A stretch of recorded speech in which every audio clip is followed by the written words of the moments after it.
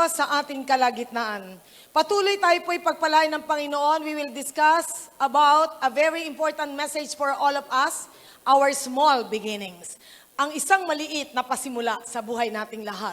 Maliit na pasimula na kung saan ang Panginoon ay patuloy na pagpapalain niya ang mga maliliit na pasimula na iniumpisahan ng buhay nating lahat. Do you believe that the happiest people in the whole world are growing every day? Yung mga taong talagang nag-grow every day, sila yung mga happiest people in the world. Na yung masasayang tao ay talagang lumalago sila in all, sabi nga talagang lalo spiritually, emotionally, mentally, sila yung talagang lumalago. Yung talagang dinidesire nila na magkaroon ng change sa buhay nila, lalago sila, magkakaroon ng progress ang buhay nila sapagkat every one of us destined to progress. Na tayong lahat po ay talagang dinestino ng Diyos na mag-umunlad, umayos, at talagang maging talagang makabuluhan ang buhay nating lahat. Na napakasarap po na talagang tayo po ay nag-grow, especially sa ating relationship with our God.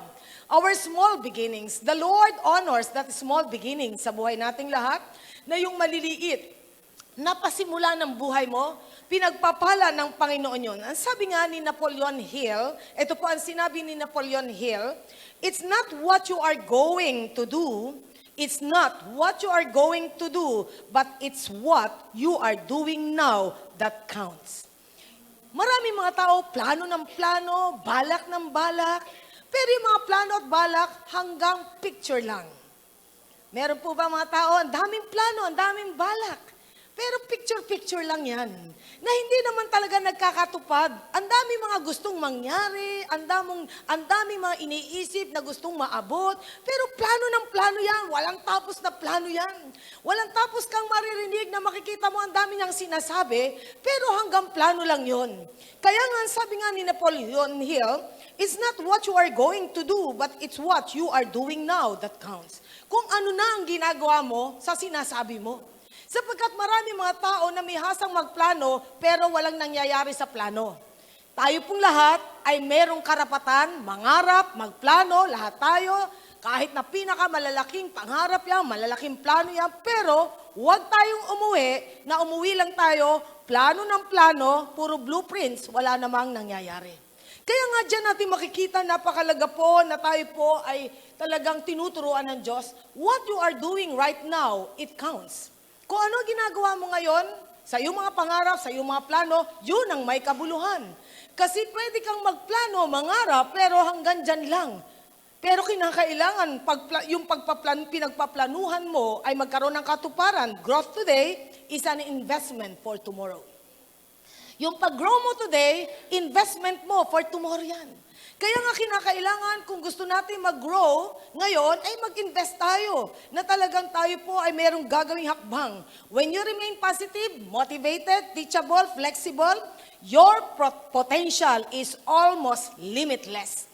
Kapag po tayo ay talagang sabihin natin na talagang motivated tayo, positive tayo sa buhay, flexible tayo, adjustable tayo, teachable tayo, available tayo sa gusto ng Diyos, your potential is almost limitless. Sapagkat kapag ang isang tao ay talagang napaka-teachable niya, flexible, pliable, sabi nga, available, ay talaga naman, marami siyang gustong gawin na magagawa niya kasi madali siyang turuan, madali siyang mag-adjust, madali siyang hubugin, available siya, motivated siya. Ang pinakamahirap na tao, yung walang motibasyon sa sarili na gumalaw. Kaya nga sa buhay na ito, pakisabi mo sa iyong katabi, galaw-galaw nang may mangyari sa buhay mo. Sapagkat kung hindi tayo gagalaw-galaw, walang mangyayari sa buhay nating lahat. Sapagkat we can dream but still stagnating, parking your life. Nangangarap ka pero ikaw ay nakahinto at nakapark lang ang buhay mo. Walang magaganap kapag ganoon. Sapagkat kinakailangan sabi nga meron something na nagpupush sa buhay mo. At ang number one na pusher ng buhay mo ay walang iba kundi ikaw. Yan ang positive pusher. Natawa siya, nakuha niya agad. Kasi sa mundong ito, ngayon daming pusher eh. Negative yun, negative na negative. Pero kung tayo ay nagpupush sa sarili natin, magawa natin ang gusto natin, that would be the beginning of your unlimited potentials to arise in you. magkakaroon ng talagang nagaganap sa buhay mo, I believe the greatest obstacle to improvement is not ignorance, but it's complacency. Na talagang ang pinakamalaking hadlang sa buhay ng tao, yung hindi niya alam ang mga bagay-bagay, kundi yung complacent siya, yung wala siyang move sa buhay niya. And the greatest of all miracles is that we need to be tomorrow what we are today. Kinakailangan ko ano tayo ngayon, talagang yun ang magaganap, hindi puro bukas, hindi puro bukas. Kasi ang bukas hindi natatapos eh. Hindi natatapos ang bukas. Marami may gagawin, bukas na. Alam nyo yung bukas na yan, hindi natatapos. Pag may gagawin ka, nakuha natin kasi sa mga Espanyol yan, yung mañana habit. Yung tinuruan tayo ng mga Espanyol na mañana habit, mamaya na. Mamaya na. Sino dito inutusan ng magulang? Mamaya na, mamaya. Hanggang nakalimut yung magulang sa pinagagawa, mamaya na. Ano nga ba yung pinagagawa ko sa iyo? Pati yung nanay nakalimot kung ano yung pinagagawa eh. Kaya nga yung mañana habit ay bad attitude dyan. If you can do something today, do it now. Hindi bukas. Sapagkat napakalaga sa buhay nating lahat na hindi tayo puro mamaya. We can improve everything sa buhay natin if we are moving today. Think about the goodness and the grace of God sa buhay nating lahat. Ano ang kapangyarihan, ang kabutihan at biyaya ng Diyos sa ating lahat? Hindi ka ba nagugulat? Hindi ka ba namamangha? Gumawa ng kamangha-manghang bagay ang Diyos sa buhay mo. Kaya nga, ang bawat araw ay pautang ng Diyos. Every day is a borrowed life. Pautang na buhay. Sa bawat araw na lumilipas, ito'y pautang ng Diyos. At dapat gampanan natin ng maayos ang pinagagawa niya sa atin. Are you not excited what tomorrow may bring in your life? Hindi ka ba excited sa anong gagawin ng Diyos sa'yo sa bukas ng buhay mo? Dahil may ginagawa ka ngayon? Ha? Sino po dito excited sa gagawin ng Diyos sa'yo bukas dahil meron ka ng ginagawa ngayon? Praise God! Kasi tayo ay dapat movers. Tayo ay talagang nagmo-move. Hindi pwedeng tayo ay walang ginagawa. When you look back, are you not wondering? Hindi ka ba nagtataka how God has helped you that far? Na ikaw ay tinulungan ng Diyos, ganun kalayo ang pagtulong ng Diyos sa'yo, ganun katindi ang pag-alalay ng Panginoon sa'yo, na kung saan may mga times in your past life before you came to know Jesus, bago mo nakilala ang Panginoon, ikaw ay napilay ng sitwasyon ng buhay. Naging crippled ka, naging lumpo ka sa maraming mga, sabi nga, disappointments, frustrations, failures, o yung background o status sa buhay, maraming pumilay sa buhay ng tao. Kaya nga minsan yung mga pagkapilay na yon ay pwedeng gamitin na talagang maging malakas. At sabi nga, strengthen your feeble knees. Ang sabi sa Bible, palakasin mo ang iyong nanghihinang tuhod, ang iyong nanglulupaypay na mga paa. Tumayo ka sa gusto mong marating. Sino po dito ang may pangarap na may mararating ka? Alam niyo, may mga taong parang pwede kang i-brand na, yung tao niya walang mararating yan, walang mahihitaya sa buhay, walang kinabukasan yan. Patunayan mo na may mararating ka, may kinabukasan ka, hindi bokya ang buhay mo, sapagkat may Diyos tayong lahat. Amen? Kaya nga dyan natin makikita, napakalaga sa buhay nating lahat. Tayo man ay minsan napipilay ng nakalipas o kahit ng kasulukuyan, feeling unsuccessful, feeling defeated, feeling discouraged, na parang talunan ka, hindi ka nagtatagumpay, nanlulupaypay ka, but now, allow God to motivate you at ikaw ay makaranas to eat at the table of the King. Tayo po'y pinapakain to feast in His table. Na everyday na tayo nagbabasa ng Biblia, we are feasting in the table of our God. Na every time na tayo nag-worship, we are feasting at the table of His presence. Now, the Word of God na ating dinanamnam, kinakain araw-araw, it is the strongest motivation ng buhay nating lahat. Sapagkat the author of this book is also the fulfiller of your dream. All you have to do is step forward and move. Pakisabi mo sa katabi mo, step forward and move. Kinakailangan mag-step forward tayo at tayo mag-move. Napakalaga niyan. Sapagkat may mga times tayo minsan ay slow, mabagal. Meron tayong minsan kabagalan eh. Pero alam nyo, totoo yun eh. Pag ikaw ay talagang, sabi nga, you are grabbing every opportunity. Na kapag dumarating sa buhay mo at ito'y hindi mo inaaksaya, walang, sabi nga, talagang hindi nakatakataka na maging successful tayo. Sapagkat the Lord is doing something wonderful in your life. Doing wonderful sa buhay nating lahat. From nobody, God made us somebody. Why? He made us His children. Tayo ginawa ng Diyos na mga anak, and hindi lang anak, tayo tagapagmana ng ating Panginoon because of His unfailing mercy and love sa bawat isa sa atin. Hindi lang tayo ginawang, sabi nga, He made us He not only made us a better person, but also a blessed person. Hindi lang tayo ginawang mabuting tao ng Diyos, kundi pinagpalang tao. Amen? Kasi magkaiba yun eh. When you accepted Jesus Christ as your Lord and Savior, you became better than before. Kasi sabi, all things has passed and the new has come. Naging mas maayos ka, maging mabuti ka. Isip mo, puso mo, ay talaga pamumuhay mo inayos. Pero hindi lang doon huminto ang buhay mo. Hindi ka lang ginawa ng Panginoon a better person. But God made you a blessed person because you are beloved by God. Kaya nga tayo po ay talagang pinagpala ng Panginoon. Hindi lang tayo, kaya don't forget the 3 B's in your life. Better, blessed, and beloved. Kaya nga dito ipinapakita sa atin, God made us a renewed person. Binago tayo ng Diyos. Kaya nga dahil sa pagbabagong ginawa ng Panginoon sa buhay nating lahat, tayo po ay sasakay sa move ng Spirit sa buhay nating lahat. And you can accomplish great things for our God, sapagkat God is the fulfiller of your dream. Sino po dito ang marami pa rin pangarap sa mundo? Alam po ba nyo, hindi pinagbabasihan ng edad, ha? The more na ikaw ay may edad, the more na marami kang pangarap. Remember si Caleb?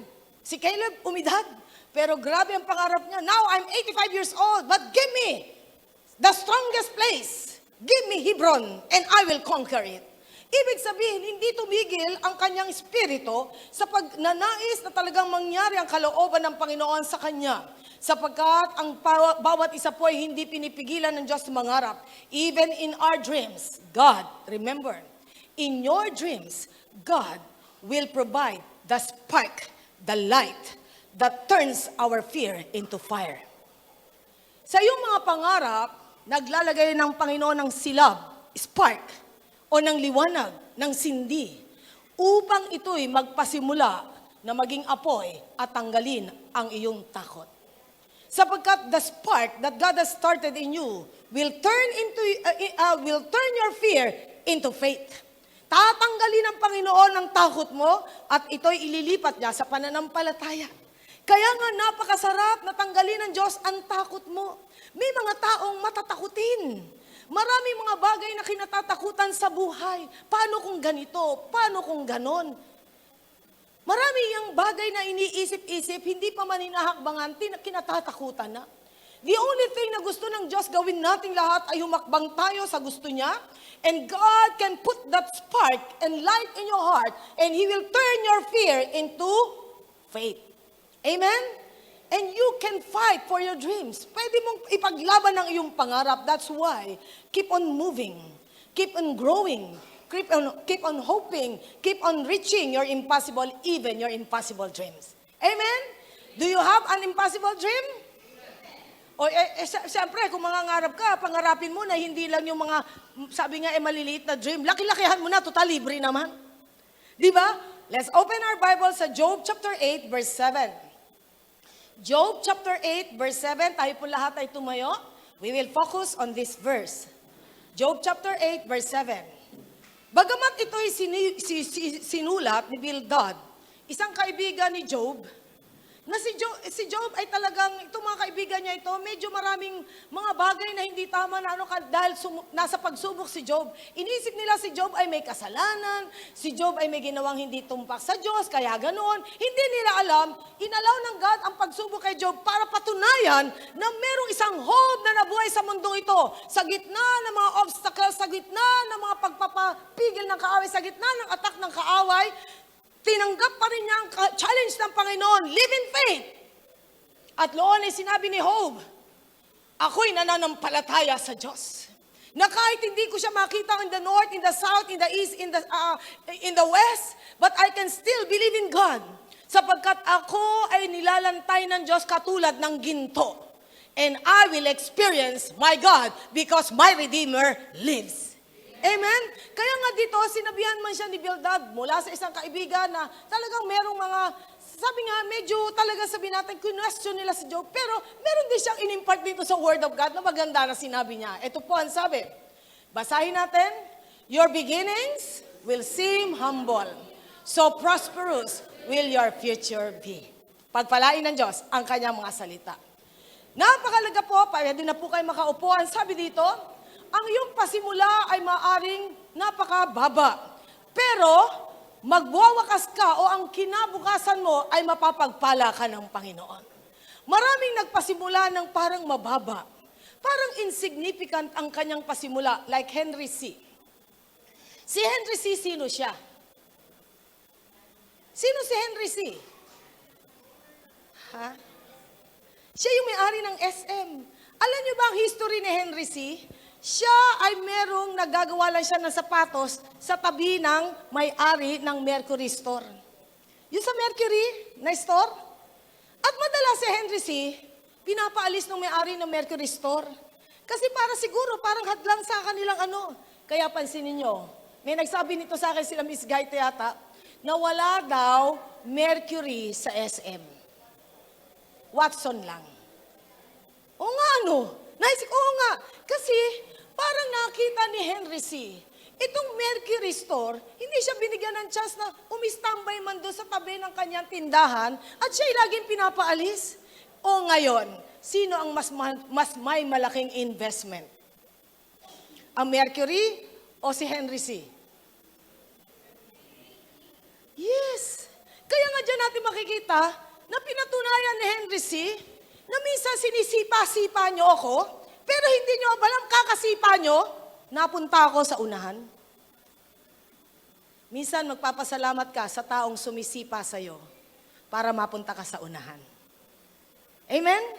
Nakuha nyo yung point? Na minsan yun ang motivating factor mo. Siguro in his heart, sinabi ni Henry C. na darating ang time, aasenso ako.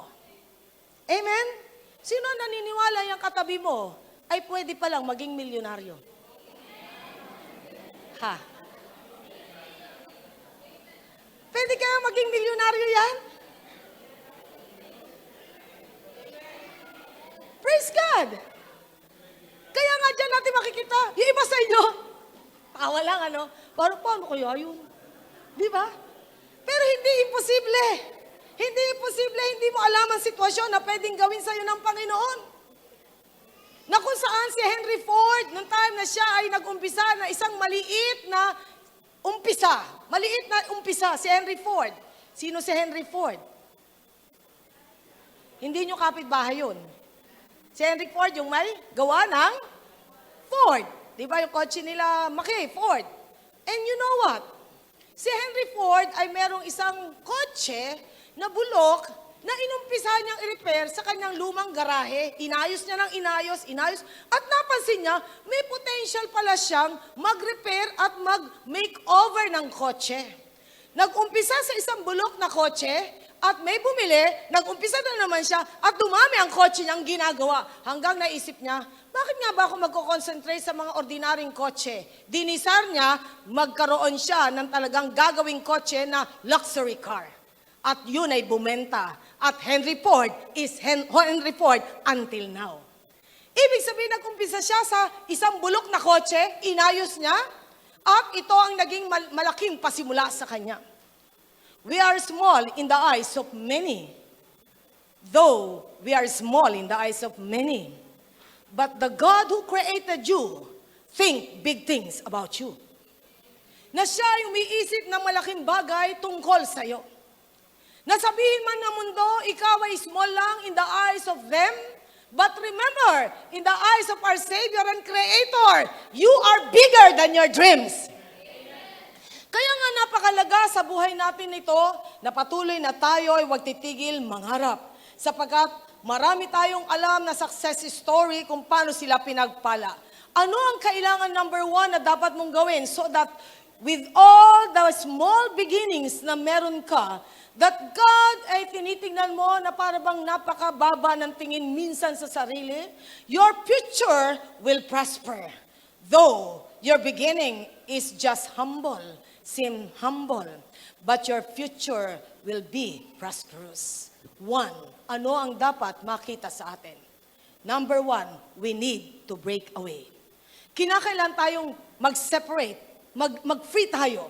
Saan tayo magbe-break away? Maraming bagay na dapat tayong humiwalay sa ating mga dating ikaw. From self, from pride, from self-reliance, from self-pity, dapat tayong mag-break away, humiwalay tayo dyan.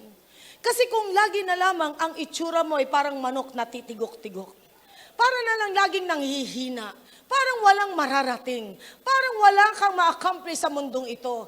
But you know what? Kapag sabi nga, yung small beginning mo na makikita mo na ito ay talagang lalaki at ikaw ay magpa-prosper, it should start in your mind. Dapat umpisahan mo sa isip mo, I will be blessed. I am blessed. Amen? Sapagkat, kaya nga sabi ng Bible, renew your mind. Baguhin mo ang isip mo. Sapagkat kung ang isip mo, ako'y mananatiling manok at hindi ako kailanman magiging agila, hindi ko kayang lumipad, pero agila ka by nature, ikaw ay mananatiling manok, hindi mo kayang lumipad. Pero you are not a chicken. God created you as an eagle. You can fly and you can soar high. But in your mind, kung iniisip mo, ako'y manok, ako'y kakalahig, at tutuka, forever and ever, magiging manok ka lang. Kaya nga, if you know you have something great na ma-accomplish sa mundong ito, you can do it. Magagawa mo yun. Think big, because God is a big God.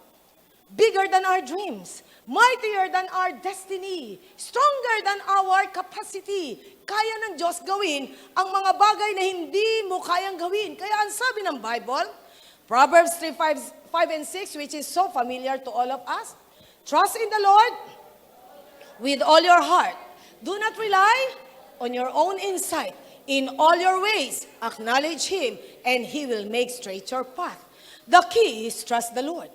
Pagtiwalaan mo ang Panginoon. In all your ways, acknowledge God. And He will make straight your path. Na ibig sabihin, idediretso ng Panginoon ang dadaanan mo, ang landasin mo, at tutulungan ka ng Panginoon. Hindi ka pag-iisahin ng Diyos sa pangarap mo, hindi ka pag-iisahin ng Diyos sa iyong destiny. He will always guide you and give you wisdom to fulfill it, sapagkat alam ng Diyos you are so limited, but we can do all things through Christ who strengthens us. Kaya nga, trust in the Lord with all your heart. Most people fight against change. Hindi ba, Amerika, nung nirally ni Obama, change. Lahat sila, wow, change. O ngayon, kamusta? Nag-change kaya? Marami mga tao pinaglalaban ng pagbabago, especially when it affects them personally. Kapag naapektuhan sila, sabi, uunlad tayo, ang ekonomiya tataas, gusto namin ng pagbabago. Mga tao gusto ng pagbabago. But you know what? Katulad ng sinabi ng isang novelist na si Leo Tolstoy, he said, everyone thinks of changing the world, but no one thinks of changing himself. Marami mga tao ay iniisip, baguhin ang buong mundo, but walang nag-iisip na baguhin muna ang kanyang sarili. Mga kapatid, kung tayo nag-aspire na baguhin ang mundo natin, umpisahan natin sa sarili natin. Umpisahan natin. Kaya nga ang mga politician ay talagang bigong-bigo sa rallying word na change. Sapagkat gusto nilang baguhin ang kanyang mundo, baguhin ang kanyang bansa, baguhin ang kanyang city. Kahit barangay captain, baguhin ang barangayan, pero hindi nag-umpisa sa sarili. Kaya nga, ang pagbabago ay mag-uumpisa sa sarili. Kung magbabago ang sarili mo, it will affect the environment mo. Sapagkat, we need to think first sa sarili natin, mayroon ba dapat baguhin sa akin? Minsan nga sa counseling, pag may problema sa mag-asawa, minsan reklamo ang babae, ganito asawa ko, ganito. Ang challenge ko lagi sinasabi, ano kaya ganito gawin mo? Magbago ka muna. Then, tignan mo kung paano siya magbabago. Biglang huminto, oo nga po, ikaw muna magbago. And then, hayaan mo magbago ka, at pag nakita niya nagbabago ka, sigurado ako, maapektuhan mo siya, magbabago rin yan. Oo nga po, Kaya nga, many times expect ng pagbabago, hindi pala sila ang dapat unang magbago, ikaw muna. Sa bansang Pilipinas, alam natin, yan ninararally ng 1970s na young people. Tanggalin ang pasismo. Wala na ang komunismo. Wala na ang, sabi nga yung mga komunista, komunismo, pasismo, yung pala ang dapat ako mismo. Ako mismo. Kaya nga dyan natin makikita, naging sabi nga yung mga rallying ng mga kabataan noong 1970s, remove yung mga yung pasismo, yung mga kung ano-ano yan, komunismo, pero hindi. Tayo mismo ang may problema. Mga kapatid, minsan ang mga magulang iniisip, ang anak ko dapat magbago. Pero you know what? Tayo mismo ang dapat magbago. Ang mga anak, ang magulang ko ang dapat magbago. Sasabihin ng Diyos, ikaw muna anak ang magbago. Makikita mo, magbabago magulang mo. Kaya nga dito po makikita natin, abalang-abala ang tao to change the world, but no one thinks of changing themselves. Every one of us has to deal with it. Lahat tayo. Sino po dito ang naniniwalang may babaguhin ng Diyos sa iyo? May dapat bang baguhin ng Diyos sa iyo at sa akin? At sino dito handa magpabago sa Diyos? Praise God. Kaya nga, lahat po tayo, we have to deal with it. You can choose to grow or to fight for it. You can choose to grow or to fight. Na talagang sabihin mo, hindi, ayoko mag-grow eh. Di ba? Ayoko mag-grow. To change or to remain the same. Minsan, magbabago ka ba o mananatili kang ikaw na lang yan? People who are willing to change and to grow will never reach their potential. Makikita mo, yung mga iba na unahan ka na. Yung mga iba may naabot na, naiiwanan ka pa rin. Mga kapatid, napakalaga na tayo merong naabot. Remember, noong time na gumawa ng ark si Noah, lahat ng hayop ay pinapanik sa ark para ma-preserve at ito ay magmumultiply 2 by 2, pinapanik.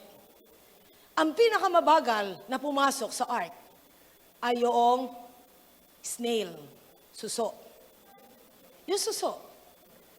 Paano kaya nakapanik ang suso? Sa dami nun. Nauna mga elepante dahil halata, visible, nauna tigre, leon, nauna aso, nauna pusa, pwedeng malimutan ni Noah ang snail.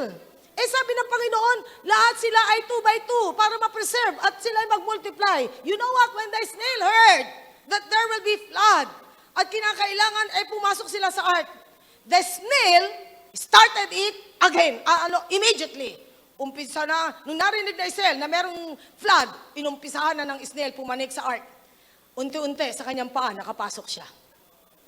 Maybe, mabagal ang iyong hakbang, katulad ng suso.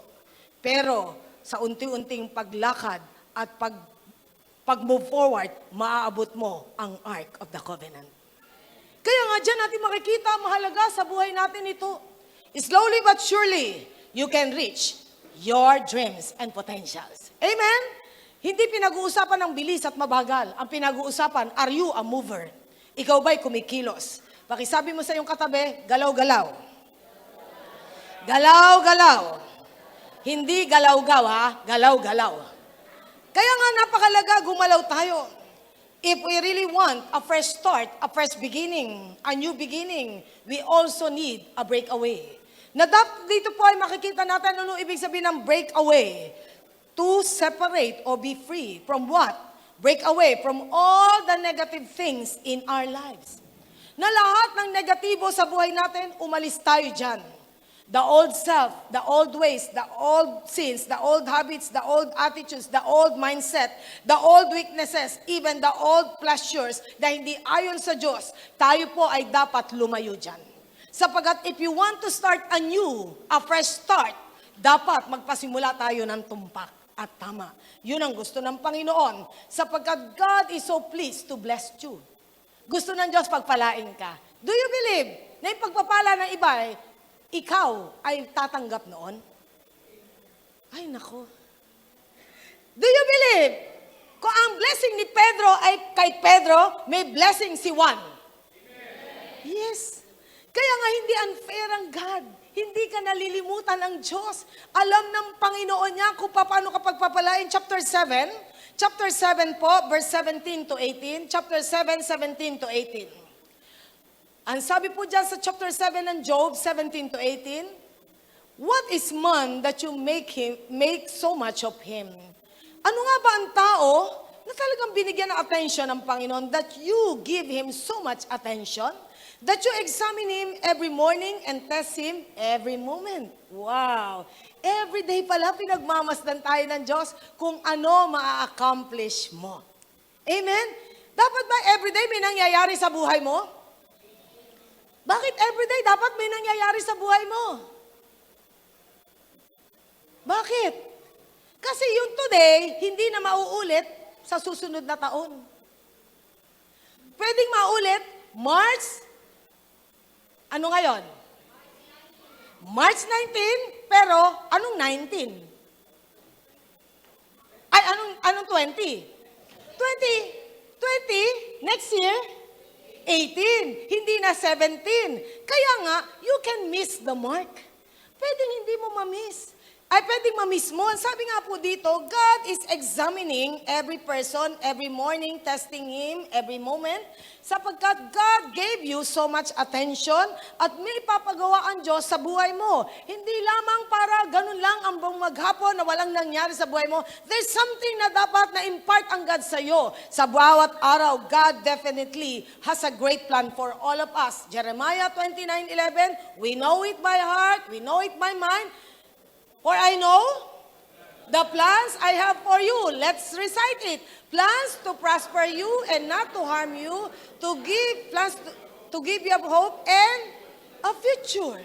Nasabi nga dito, alam ko ang plano ko sa iyo. Bago ka pa man pinanganak, pinagplanuhan na tayo ng Panginoon. Diniklara niya yan sa kanyang salita. Pinagplanuhan kitang umunlad, umayos, mag-prosper. Hindi para ikaw ay saktan. Pinagplanuhan kita, mabigyan ka ng pag-asa at magandang kinabukasan. Amen? Kaya nga dyan natin makikita, yun ang plano ng God sa ating lahat. We know it in our minds, but many times we ignore it in our hearts. Yung katotohanan na yun. Alam mo sa isip mo. Pero ini-ignore natin sa puso natin because we want to do it our own way.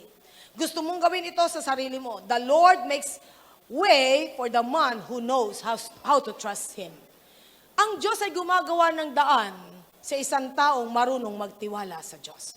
Kapag marunong tayo magtiwala sa Panginoon, nothing is impossible. Your small beginnings will be great if you know how to humble yourself before your God. At pwede mong sabihin, God, I cannot do it alone, but with you, I can do great things for you. Hindi ko kaya mag-isa, pero sa iyo, Panginoon, magagawa ko. What I believe about life determines how I perceive life. What I believe about life determines how I perceive life, which determines what I receive from life. What I believe about life, kung ano pinaniniwalaan ko sa buhay, siyang aking, sabi nga, dinedetermine how I perceive it. Siyang aking nauunawaan, which determines what I receive from life. Siya rin na nagdadala sa atin kung ano matatanggap mo. Kung tama pinaniniwalaan mo, tama ang pananaw mo, yun ang tatanggapin mo. Kamusta tayo? Tama ba pinaniniwalaan mo? Ha? Pag tama pinaniniwalaan mo, pag tama ang iyong, sabi nga pananaw, pansinin natin, magiging tama ang tatanggapin mo. Amen? Ngayon, marami bang bagay sa puso mo na hindi tama? Sino dito, minsan, nagki-creep in ang hindi tama? Pumapasok sa isip mo ang hindi tama. Pakiamin lang nga ng talagang honest ngayon. Ha? Ha? Kayo ba'y nabiktima ng mga maling inilalagay ng kaaway sa utak? Ha? Alam nyo, wais ang kaaway. Wise ang kaaway. Satan is like a roaring lion seeking whom he may devour. At mag-uumpisa siya ng pandaraya sa utak. Kaya nga ang utak natin ay dapat cleanse lagi yan, nililinis, binabago yan, renew your mind. Huwag natin ikukonforme sa mundo ang utak natin. Sapagat pag pinabayaan natin, hubugin ng mundo ang utak natin, tayo po'y magkakamali sa maraming desisyon. Ang utak mo at utak ko ay katulad na sponge. Ito ay humihigop ng napakabilis. Kaya nga kinakailangan ang isip natin ay nakasakop sa Diyos upang magkaroon ng salaan sa mga tatanggapin natin. Sapagat kung hindi tayo maingat sa mga tinatanggap natin, pati mga teleserye ang pinapanood mo, hindi balik kung sa bida mo inilagay ang iyong buhay. Doon sa pinakakawawa, sa pelikula pa ang iyong tinitignan. Ako ito'y talagang ako ito. Parang ako. Kaya nga dyan natin makikita na minsan mali ang perception ng tao. Kaya nga tayo po ay kinakailangan magkaroon ng pagbabago ng puso't kaisipan. Sapagkat what you believe determines what you perceive in life. And what you perceive is what you will receive. Kinakailangan magkaroon ng panibago tayong pananaw. If you expect the best for today, you will receive what is best for today. What do you expect today?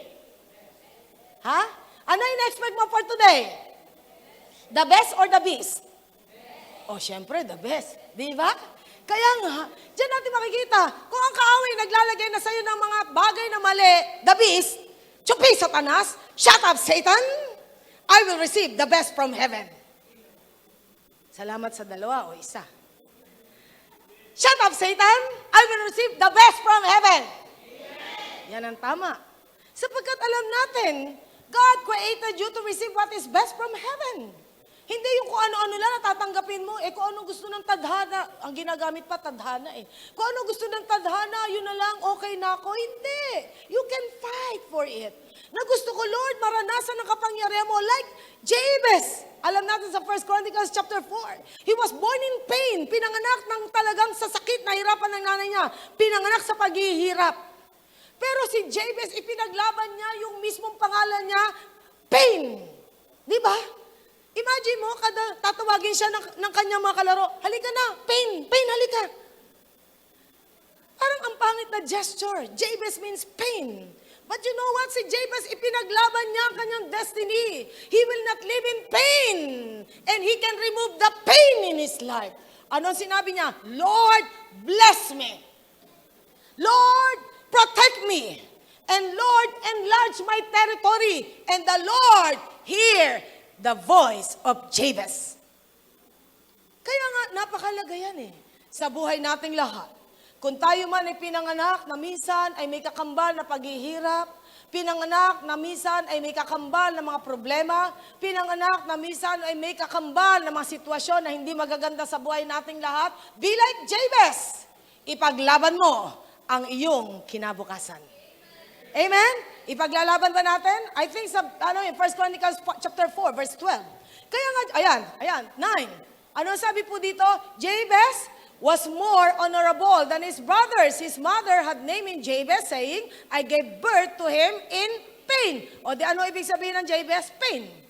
Then, ano sabi po dito? Jabez cried out to the Lord of Israel, Oh, that you would bless me and enlarge my territory. Let your hand be with me and keep me from harm so that I will be free from pain. And God granted his request. Praise God! Do you want to be free from pain? Do you want to be free from poverty? Do you want to be free from hardship? Do you want to be free from all the discouragement and frustrations in life? Do you want to be free from the curses of the enemy that has been given to your family? Then pray to God, Lord, bless me. Aba, pagkakataon na nga ng lahat Sabihin nga natin dito ang prayer ni Jabez, the prayer of Jabez, Lord, bless me. Enlarge my territory. Let your hand be with me. Keep me from harm so that I will be free from pain. My name is no more Jabez, but I am a blessed person. Amen. Amen. Pinagpala ng Diyos. Kaya nga napakalaga sa buhay nating lahat na huwag natin tanggapin ang lahat ng iniisip ng kaaway for all of us. It's only God that thinks good things sa buhay mo. Pero ang kaaway, lahat ng masasama, gusto niyang ibigay sa'yo. Minsan, biktima tayo, lahat ng sa kaaway, tinatanggap mo lang. Hindi natin tatanggapin kapag mula sa kaaway. Tanggihan mo ang kaaway. If you expect best, you can receive what is best. But if you expect worse, what you will receive for today is worse. The better your attitude is, the farther you will go. Sapagkat the more na iniisip mo itumpak, mas magiging tama ang pupuntahan mo. Job chapter 10 verse 12. Job chapter 10 verse 12. Okay, sabi po dito, You gave me life and showed me kindness, and in your providence watch over my spirit. Na dito po ipinapakita sa atin na sinabi ni Job, binigyan mo ako ng buhay, ipinakita mo sa akin na yung kagandahang loob, at sa iyong pagkakaloob, ikaw ay laging nagbabantay sa aking espiritu. You know what? God is always watching us.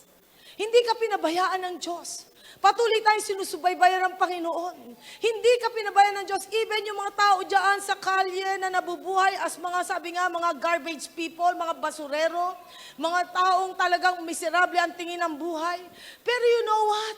Hindi sila pinababayaan ng Diyos. Naalala ko isang batang umaawit ngayon dito sa ABS, yung, ano ba, si Raika, Laika ba, magbabasura. May isa naman nakatira sa ilalim lang yata ng tulay.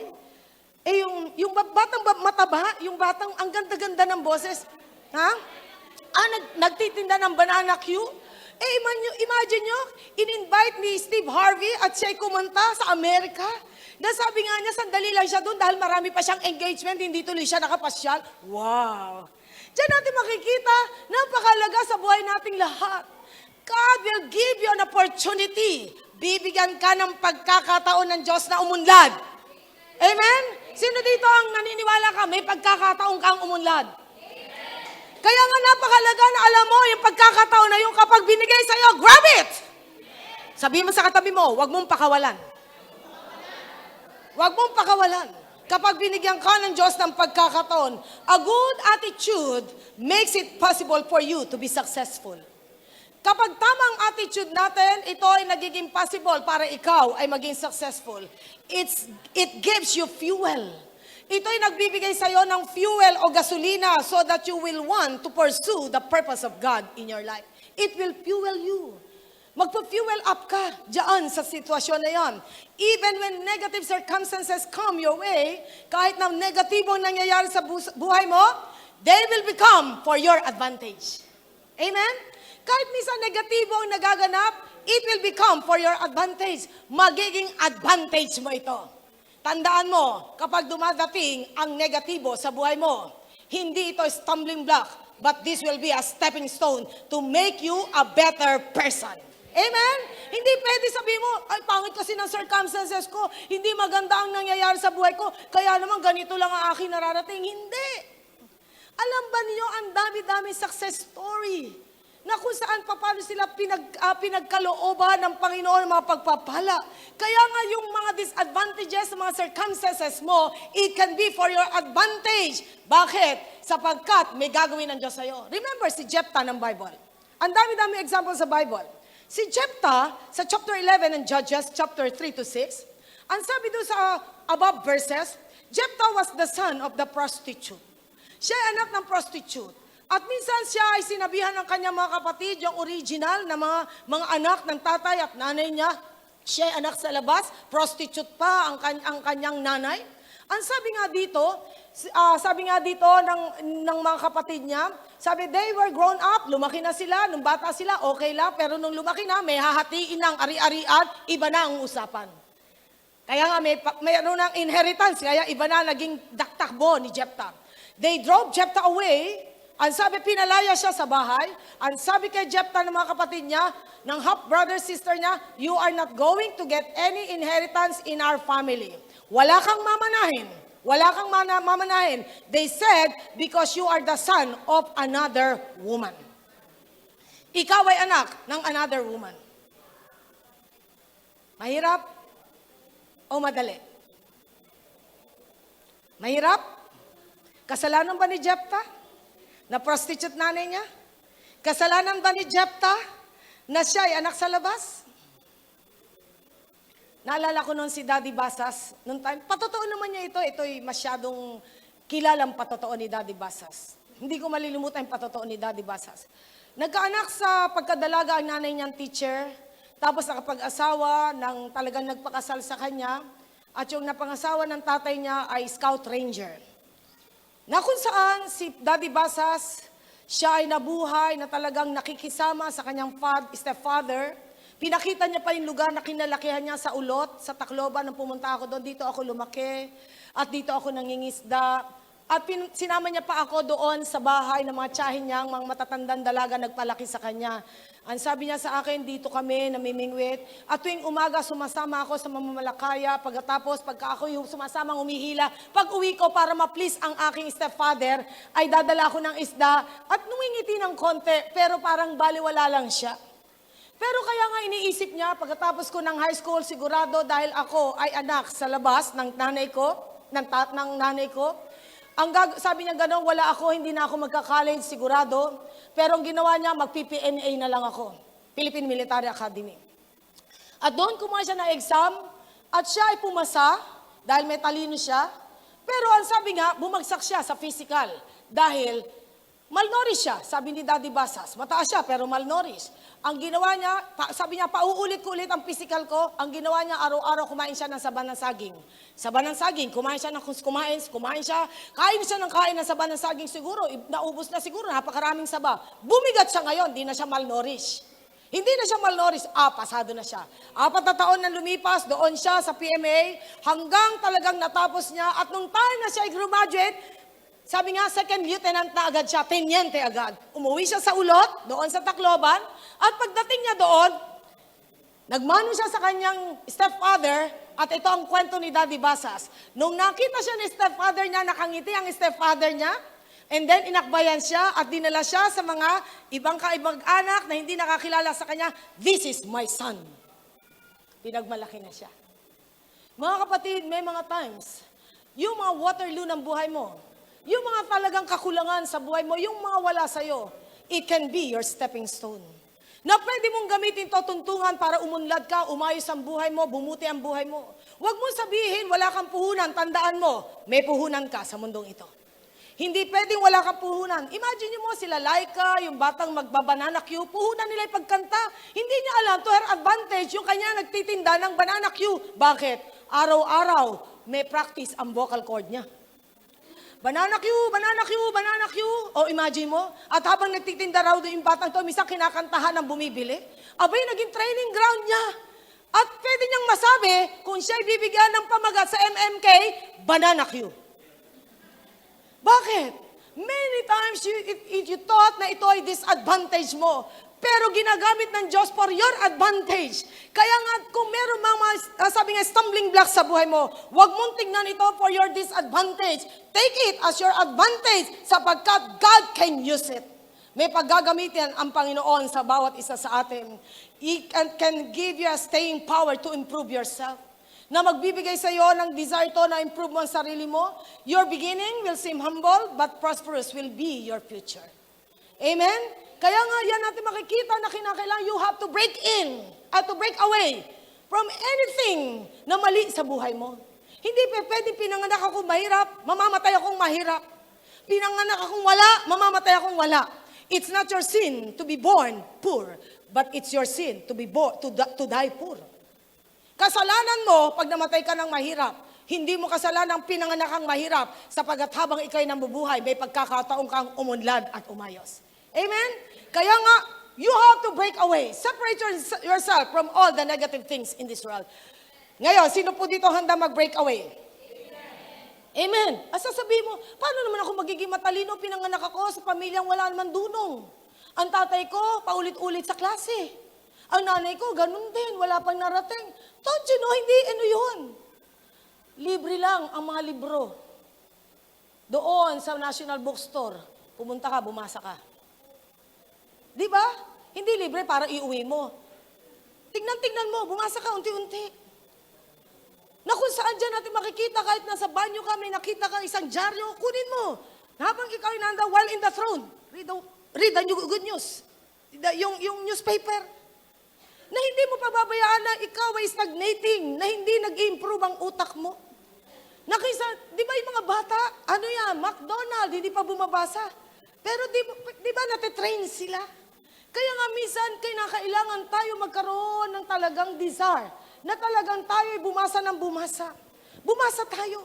Sapagkat minsan hindi mo alam, gagamitin ng Diyos yung mga pagkakataon na nag-accumulate ka ng information, ng knowledge, at mapapansin mo, si Pacquiao nga, di ba?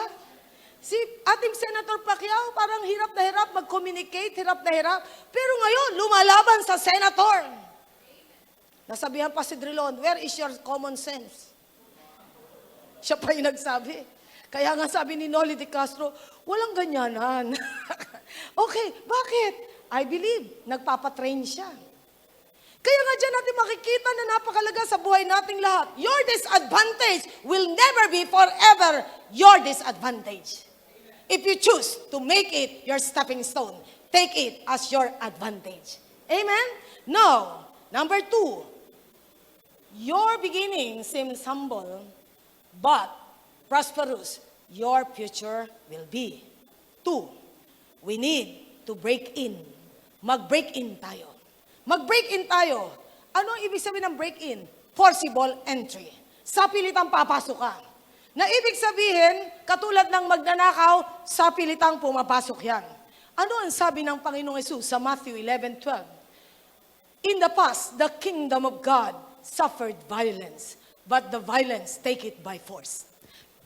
In the past, sa nakalipas, parang ang kingdom of God nagsuffer ng violence, pero the violence take it by force. At tayo mismo, alam natin na tayo ay talagang pinagkalooban ng Diyos ng inheritance. Katulad na Nehemiah, nagtayo siya ng wall. Itatayo niya yung wall ng Jerusalem. And then ano ang sabi gano'n ng kaaway kay Nehemiah nila Sanballat Tobia? Alam mo yan, tinatayo mo yan, isang asong gubat lang ang sumipa dyan, tumbayan. Tumbayan. Pero you know what? Si Nehemiah ang ginawa niya, sa araw ay may dala silang sabi nga pang sword at may dala silang pang simento. Sabay yun. Meron silang sabi nga na sword for the enemy at pansimento habang ginagawa nila yung vision ng God. Sabi nga na itayo ang wall. At doon ginagawa sa buhay nila Nehemiah at ang kanyang grupo. Ang araw ginagawang gabi at ang gabi ginagawang araw. Pati mga babae at lalaki, mga batay na involved sa pagtatayo. In 150 days, nabuo ang wall. Na kung saan dyan natin makikita, hindi kailanman pumayag si Nehemiah na wala silang protection. In the past, the kingdom of God suffered violence, but the violence take it by force.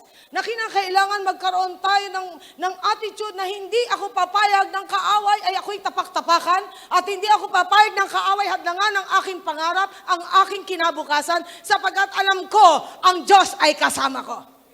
Amen? Kaya nga po mahalaga yan, Satan wants to stop you from receiving what belongs to you. Ano yung para sa'yo? Kaya nga ano ang inheritance mo? What is best? We have to wage war against the enemy. Kinakailangan makipaglaban tayo sa kaaway. How you think affects your approach to success journey. Kung ano isip mo na apektuhan ang iyong success journey, kinakailangan ang isip mo, ako'y magtatagumpay. Ako'y magtatagumpay. Amen. Amen. Ay, iba sabi niyo, amen. Eh, itsura pa lang, wala nang tagumpay eh. Pasabihin niyo nga, ako'y magtatagumpay. Tayo nga'y tumayo, nasasabihin natin, ako'y magtatagumpay. Aray. Sabi ko, tumayo tayo. Okay. Tayo ay tatayo at sasabihin natin sa kaaway, ako'y magtatagumpay. May conviction, ha? May conviction. Okay? Ready? Sino dito ang naniniwala magtatagumpay ka? Amen. Gusto mo bang ipamukha kay Satanas na ikaw'y magtatagumpay? Amen. Ipamukha natin sa kaaway na tayo magtatagumpay. Ready? Go! Ako'y magtatagumpay! Praise God! Pwede na po tayo umupo. Kaya nga dyan natin makikita na dapat makita ng kaaway sa atin, you are decided, determined to succeed in life. Hindi pwedeng hindi tayo nagbibigay ng yung stance natin in the front of the enemy. Alam ng kaaway kung pipitsugin ka. Alam ng kaaway if you have courage to do it. Alam ng kaaway na ikaw ay may tatag na sabihin sa mukha niya, ako'y magtatagumpay. Kung ikaw ay nagsasabi, ako'y magtatagumpay, magtatagumpay kaya ako sa palagay mo? Hindi pwede yun. Kinakailangan alam mo yan, na magtatagumpay ka. The way you stand, the way you tell to the enemy to his face, ako'y magtatagumpay, it means something. It rings the bell to the kingdom of the enemy. Satan, you have no power over my life. Dapat ganon ang makita sa atin. Kaya nga dyan natin makikita, your great day is coming. Amen? It is coming. Are we ready? Aray, paano na yan? Are we ready? Yan ang dapat. Kaya nga kinakailangan ready tayo na tanggapin yung great day. If you think it's going to be a bad day, you will receive bad day. But if you think you will receive good day, good days are coming and it is here now. Amen? Kaya nga ito'y mahalaga. If you are going to be, if you believe it's going to be a great day, you will receive. You will receive. The key, do not entertain the negative things in your life. Huwag mo entertainin ang lahat ng negative things in your life. There must be willingness to see the best every day. You have the ability to be sabi nga, the successful person in the world. Kaya nga yung opportunity everywhere ay binibigay sa atin ng God. No matter what your circumstances is, positive people see opportunities everywhere. Nakikita ng positive people ang opportunity every day. Positive people see opportunities everywhere, every day. They are the result of the right attitude. Yung right attitude, kamusta ka na ngayon pag tinanong ka? Kamusta ka na ngayon? Ano kaya sagot mo? Ay, nako. Ewan ko ba? Ang buhay ko talagang lagi akong ganito. Parang wala akong nararating. Ay, nako. Tapos papalatik pa. Ang hirap ng buhay talaga ngayon. Talagang lagi sisisihin, last days kasi talagang mahirap ang buhay. You know what? In the last days, the righteous will prosper. In the last days, the righteous will be victorious. In the last days, the righteous will succeed. In the last days, the righteous will win the battle. Amen. Sapagkat yun ang sinabi ng Panginoon sa ating lahat. Napakalaga sa buhay nating lahat. Proverbs 24 verse 14. Proverbs 24 verse 14. Proverbs 24 verse 14. Let's read. Proverbs 24 verse 14. Know also, tayong lahat, know also that wisdom is sweet to your soul. If you find it, there is a future hope for you, and your hope will not be cut off. Ano ibig sabihin? Alamin mo, sabi nga ang karunungan. Hindi kaalaman, knowledge is different from wisdom. Karunungan is sweet to your soul. Matamis sa iyong kaluluwa kahit mapait ang iyong sitwasyon. Kapag ikaw binigyan ng karunungan ng Panginoon, your soul will become, you will have sweetness in your soul. Na kahit for your disadvantage sa mga circumstances, you will see it as a stepping stone to become a better person. If you find it, nakita mo ang karunungan, there is future hope for you. Meron kang kinabukasan, may pag-asa ka, and your hope will not be cut off. Hindi mapuputol ang pag-asa mo. Kaya nga everyday, look for wisdom, love wisdom, and live wisdom. The 3L of your life about wisdom. Love wisdom. Live wisdom. And look for wisdom. Kailangan lagi mo hinahanap, saan ka matututo? Anong matututunan ko? Lagi magtuturo ang Panginoon sa bawat isa sa atin. Your small beginnings can be your greatest opportunity. Things turn out for good or for best for the people who make the best of the way things turn out. Kahit na minsan hindi maganda nangyayari, sabi nga ginagawa niyang mabuti ang sitwasyon. The ugliest situation in your life can be your greatest situation. Amen? Yung pinakapangit na sitwasyon sa buhay mo can be your greatest situation. Minsan pwede mo marinig, itong taong to, ang dami kong pagsubok, itong taong to, ang daming testing, ang daming problema, dumadating. And then, kung yung taon na ito ay binibigyan ka ng ganyan, hindi ibig sabihin, pababaon ka, tuntungan mo. Pakisabi mo sa katabi mo, tuntungan mo. Tuntungan mo. Huwag mo sabihin itong taon to, kung ikaw'y naniniwala sa malas at swerte. Alam nyo, wala namang malas at swerte. Pinagpala ka lang. Yun lang ang sinabi ng Biblia. Pinagpala ka lang. Kaya nga kinakailangan tuntungan natin mga things na yan. If you have wisdom, your future ay talagang malinaw pa sa sikat ng araw. Kaya nga po tayong lahat ay mag-isip na ano nga ba ang gagawin ng Diyos sa akin for today. With one small step that you decided to do to get out from your ugly, unhealthy, unhappy situation can be the greatest and the giant step to your greatest blessings and prosperity. Kaya nga, with one small step, naalala niyo yung tao sa buwan? Sila Collins, sila Armstrong? Di ba isa pa? Tatlo sila eh. Hindi ba isa doon na born again? Dahil nakita niya yung vastness ng universe at doon siya na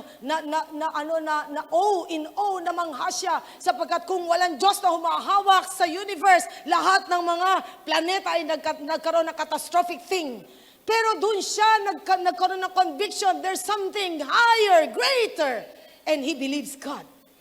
And you know what? Doon sa buwan, nung sila'y tumuntong, small step, dahil yung law of gravity ay talagang may doon, ang laki ng step, ng small step, bawat hakbang nila, nakikita niyo Apollo 11? Ang lalaki ng step nila. Kaya nga, the Lord will favor your small step, and it can be a giant step if you believe in God. Kaya nga, just believe in God, sapagkat all you have to do is to step forward and break into your dreams and destiny. He who began a good work in you, Philippians 1:6, He will be able to fulfill it.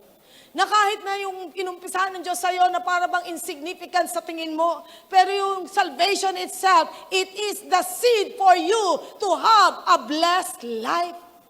Yung salvation itself, ano ang sabi ng John 10:10? The thief came only to steal, to kill, and to destroy. But I came to give you life and have it more abundantly. No, ika'y tumanggap sa Panginoon, ang sinabi mo sa kaaway, wala ka ng karapatan sa buhay ko magnanakaw, sapagkat ako ngayon ay may binhi ng aking Panginoon, and the one who is in me is forever victorious. And He destined me to prosper. He has destined me to prosper. Successful people are the one who are not afraid to explore and to expand. Hindi na natatakot mag-explore at mag-expand. With the help of God, we know we can do it. Kaya nga sabi sa Isaiah 54:1 and 2, sa bansang Israel, sabi, extend your territory. Put out your tent. Extend your territory. Sapagkat dito makikita natin, what you are doing for today, it can be your investment for tomorrow.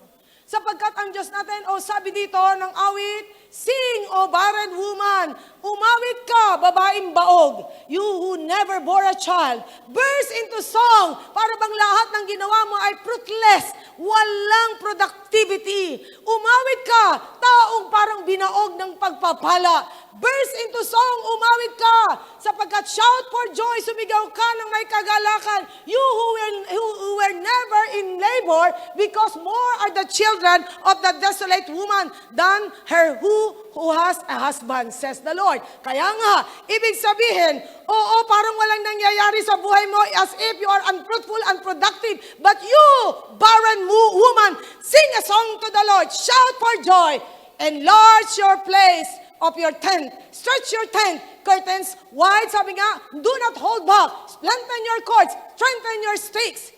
Ano ibig sabihin dito? Palawakin mo ang iyong territory. 3, ano ang sabi po dyan? For you will spread out to the right and to the left. Your descendants will dispossess nations and settle in your desolate cities.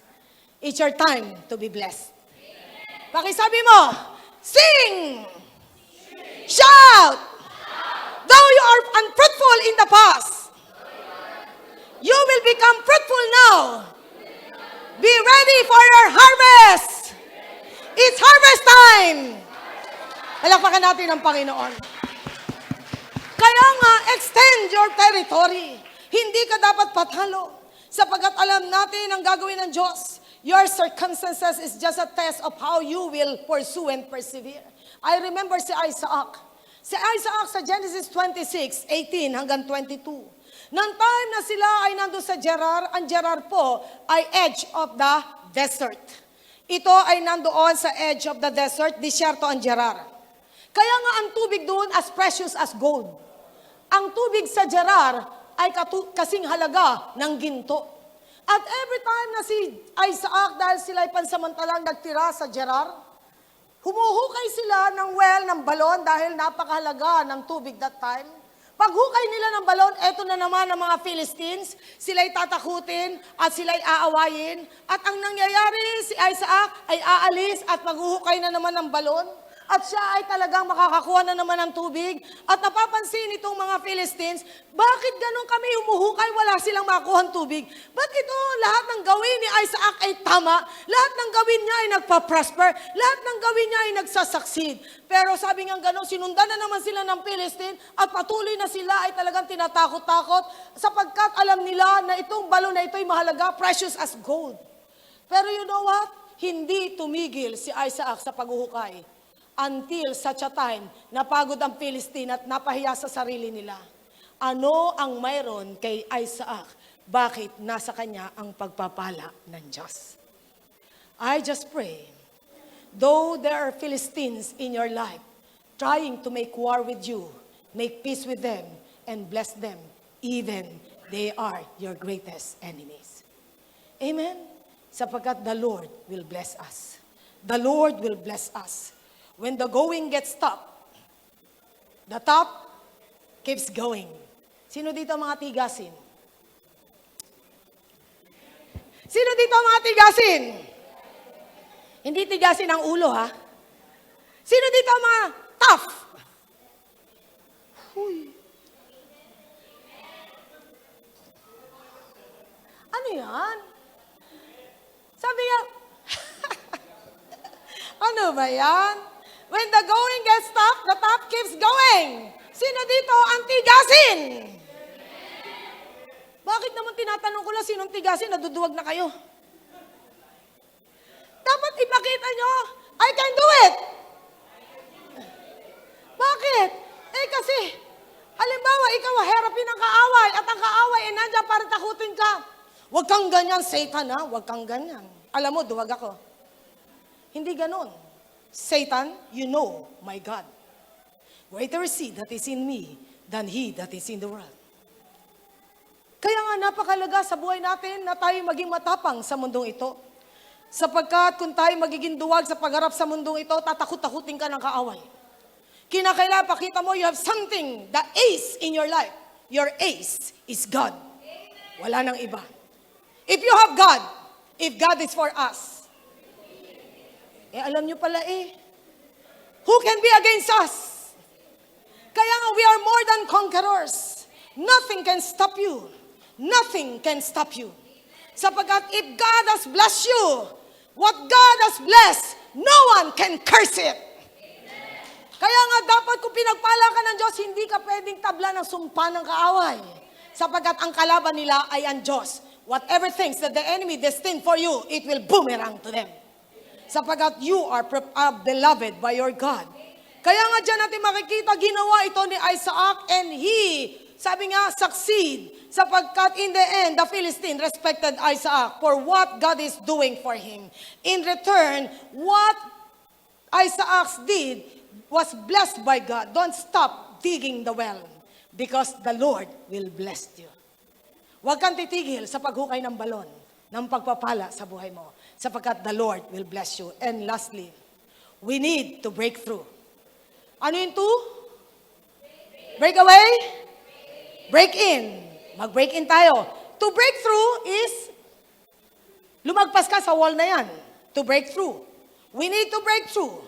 Sa 2 Samuel 5, chapter 6 to 7, kailangan kubkubin ni David ang lugar ng Jerusalem sapagkat ginawa na siyang hari ng Israel, and now, napakalaga ang Jerusalem sa paghahari ni David. At naroon ang mga Jebusite, hindi nila napalayas ang Jebusite. Mga Jebusite na yan ay hindi nila napalayas. And it's about time na kubkubin ay invade na ni David ito. At noong time na yon, ang sabi ng hari, at doon sa naghari doon sabi nga doon sa mga taga Jebusite, nakukubkubin na nila, sabi ni David, the king and his men marched to Jerusalem to attack the Jebusites. And then ang sabi nga dito, the Jebusites said to David, you will not get in, hindi ka pwedeng pumasok dito. Even the blind and the lame, yung bulag at pilay, can ward you off. Kaya kang talunin. Imagine mo, itinapat sa kanya mga bulag at pilay.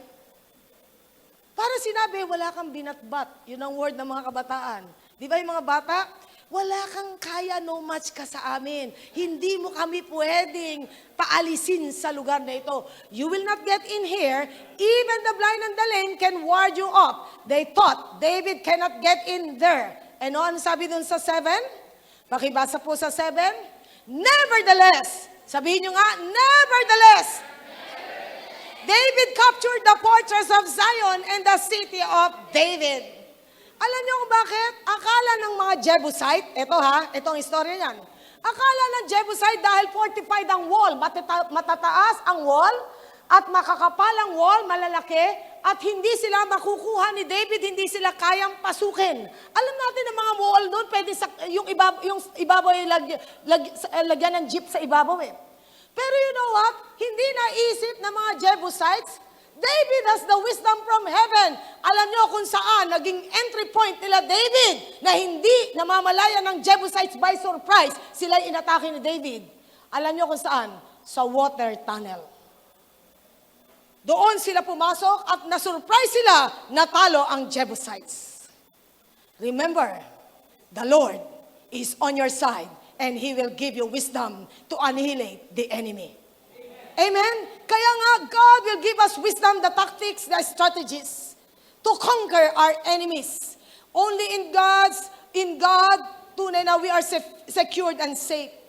Kaya nga po tayong lahat ay patuloy na gagabayan ng Diyos. There's no easy road to your success. You have to conquer the walls of the enemy na inilagay sa buhay nating lahat. Every small beginnings will be your stepping stone to your greatest success. Si David bilang shepherd boy who was a worshiper, blessed the Lord at all times. He blessed the Lord at all times. Chapter 8, verse 7 to 8, 5 to 6, dito tupaw tayo, magwawakas, malapit na tayo.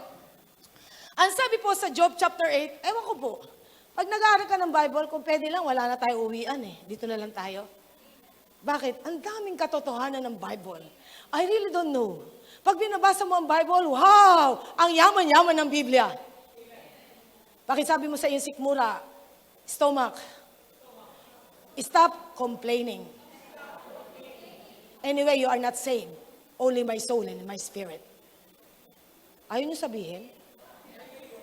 Minsan nagre-reklamo na stomach, ang tagal naman.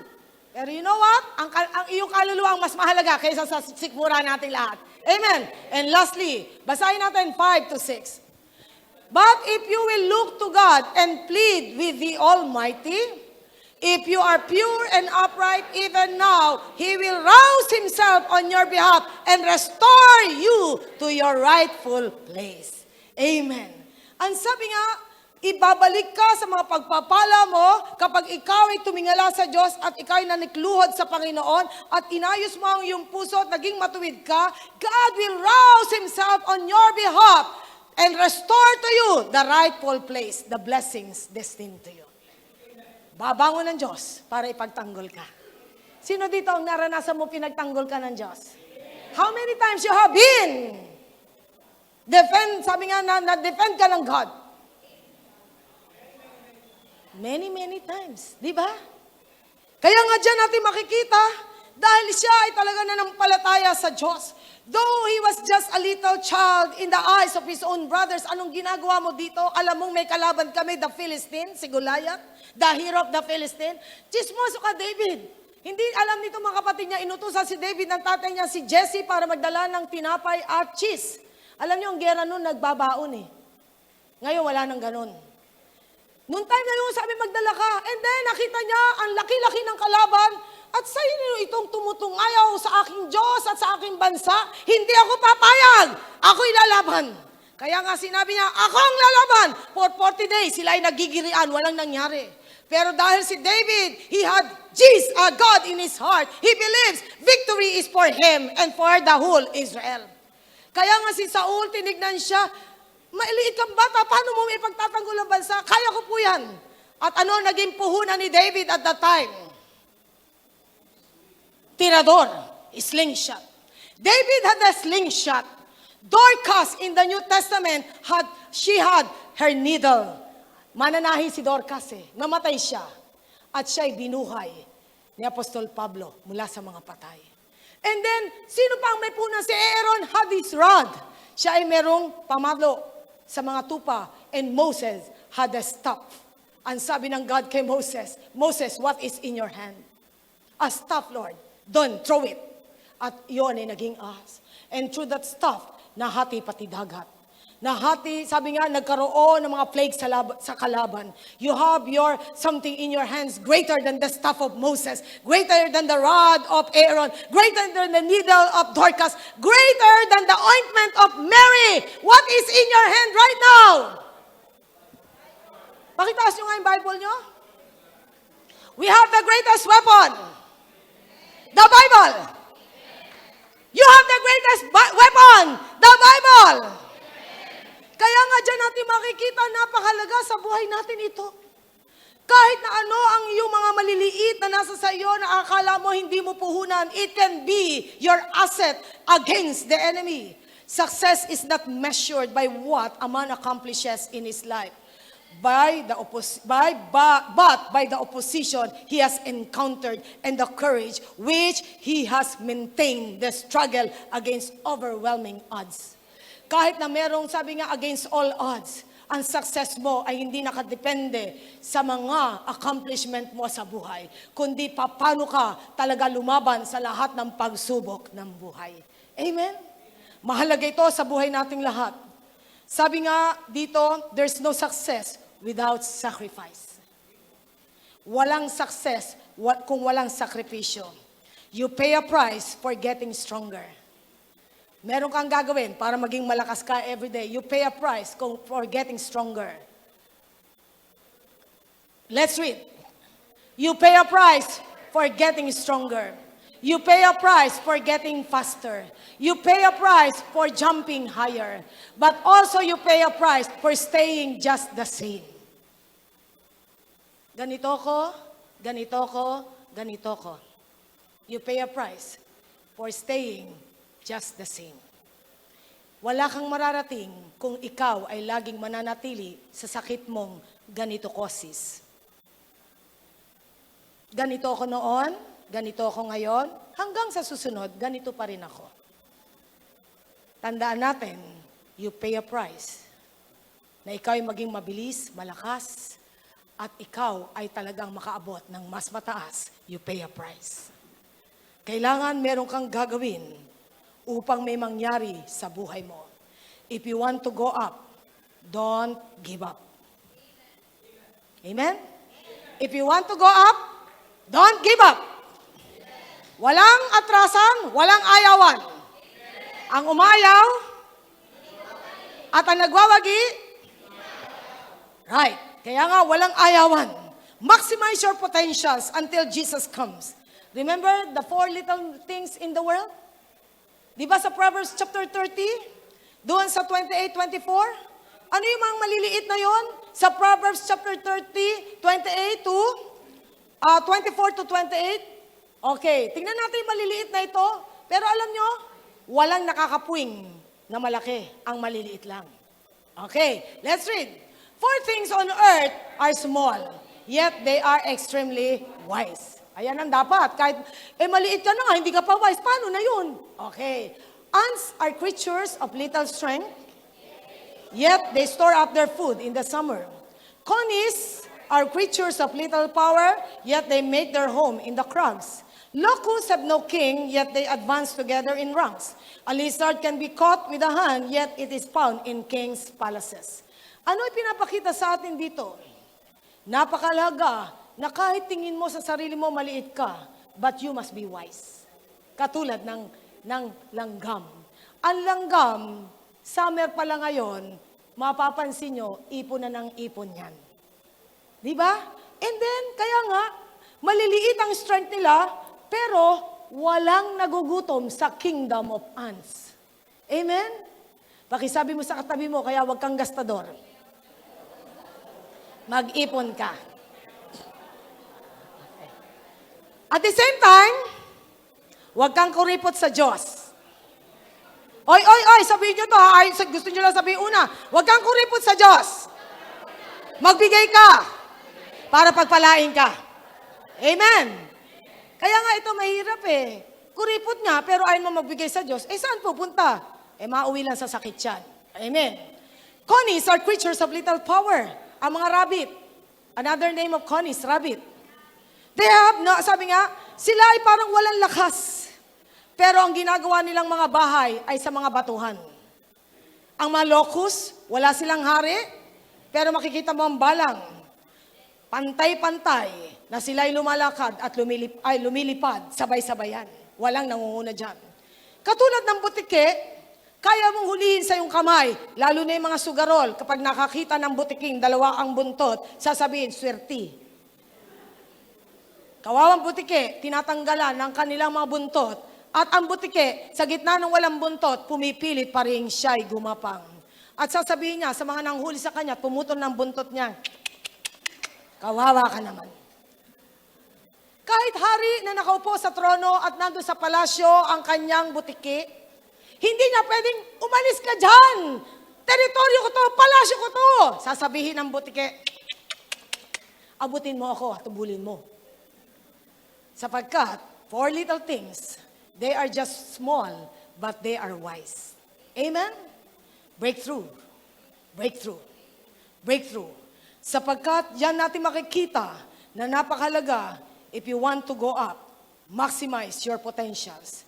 The disadvantages in your life will always be your stepping stone. Your beginnings shall seem humble, but your future will become prosperous. You are blessed to be a blessing. Develop your potential and dedicate it to our God. Sapagkat though you are small in the eyes of many, but you are great in the eyes of God, you will succeed. You will succeed. Amen. Amen. See, who among you knows that you will succeed? You will succeed, says the Lord. Kaya nga yung andoks na kinakain nyo, si Javier, nakalimutan ko, hindi, kapatid ni Danny Javier, ano ko, nabasa ko yung part of his story paano siya naging prosperous. Twice siya nag-try, humingi ng kanyang puhunan sa magulang niya. Fail ang kanyang ang business niya o try siyang humingi. Sabi ng nanay niya, eto na ang last puhunan mo, hindi na kita bibigyan, dapat mag-succeed ka na dyan. He took it as a challenge at inisip niya magnegosyo ng manok. At nagkaroon ng, sabi nga, breakthrough itong Javier, isa sa mga Javier. At ngayon, yung andoks manok, walang sino man dito na hindi bumili at kumain ng andoks manok. Bakit?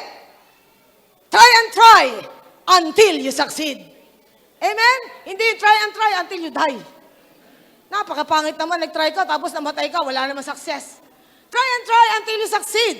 Because success comes from heaven, and the Lord will give you the anointing from heaven. Amen! God bless us all! Tayo lahat ay tumayo.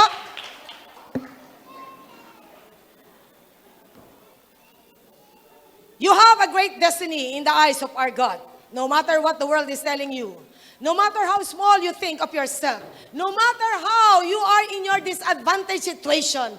But remember, you will succeed. You will succeed. With a small beginning, aayusin ka ng Diyos. Aayusin ka ng Panginoon. May gagawin ang Diyos sa buhay mo. I remember, yung meron kaming dating member ng church dito, si Lilian. I don't know kung naalala ng iba dito, si Lilian, yung taga Bicol. Siya ay pumasok bilang isang katulong. Madalas sa bahay yun. Kasama niya yung may-ari ng Muebles Italiano sa bahay. Si Noel Gonzales. Si Lilian ay isang kasama lang sa bahay, pero nag-aspire to think big sa kanyang buhay. Sa pagiging katulong, yung kanyang amo nagtitinda ng gulayan sa palengke, hanggang siya ay nag-aspire, nag-umpisa sa bilao, sa isang bilaong gulay kamatis. At habang siya ay nag-aaral sa gabi, nagtitinda siya sa araw ng kamatis, sibuyas, hanggang dinagdagan siguro ng mga patatas. Hanggang dumating yung time, nakapwesto na si Lilia, nakaupa na ng pwesto, lumaki ang tindahan niya. At sa panahon na yon, meron siyang na-meet na isang German na manager ng Volkswagen. At yung German na yon, dinala niya sa bahay, at ang sabi nitong si Lilia, mapapangasawa niya yung German. Graduates na siya ng college at that time, mapapangasawa niya yung German. Ang sabi ng German, sabi ko doon kay Hans, Hans, do you love our friend? Yes. But she's like a machine gun. Kasi maingay daw. Eh, ba't hindi? Train sa palengke. Bili na kayo, bili na kayo, bili na kayo. And you know what? Sabi nitong may-ari ng Muebles Italiano sa amin, kami ni Miss Diloy nung pumunta doon, mas mayaman pa raw si Lilian sa kanya. Bakit? Yung biyanan niyang German, pinamanahan siya ng villa doon sa Germany. At nung time na bago siya doon sa Germany, sabi niya, ang dami kong palaces na nakikita dito. Nag-aalmusal kami sa Hilton, nagtatanghalian sa ganito. Sabi ko nga, with a small beginning, pinagpala siya sapagkat she believes that God can do wonders sa buhay niya. Do you believe that God can do wonders in your life? Or are you wondering? I believe every one of us, we have an awesome God who can do great things in your life, in my life. And now, fulfill what God has destined for all of us.